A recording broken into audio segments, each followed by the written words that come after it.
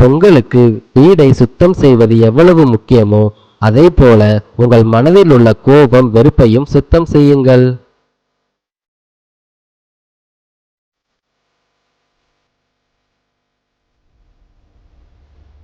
அடுப்புக்கு நெருப்பை எரிப்பது போல இந்த தை முதல் சோம்பேறித்தனத்தை எரித்து விடுங்கள்.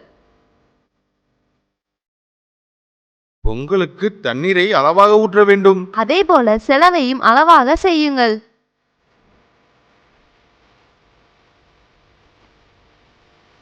சுடும் நீரில் அரிசியை மெதுவாக இட வேண்டும். கைகள் சுடும், இடமும் அசுத்தமாகும். அதே போல எல்லா நிலைகளிலும் பொறுமையாக இருங்க. பொங்கலில் எவ்வளவு சர்க்கரை சேர்க்கிறீர்களோ அவ்வளவு சுவையா இருக்கும்.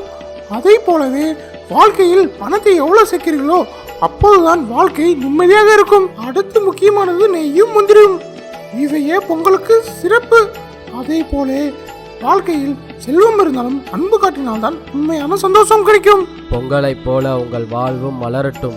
இனிய பொங்கல் நல்வாழ்த்துக்கள்.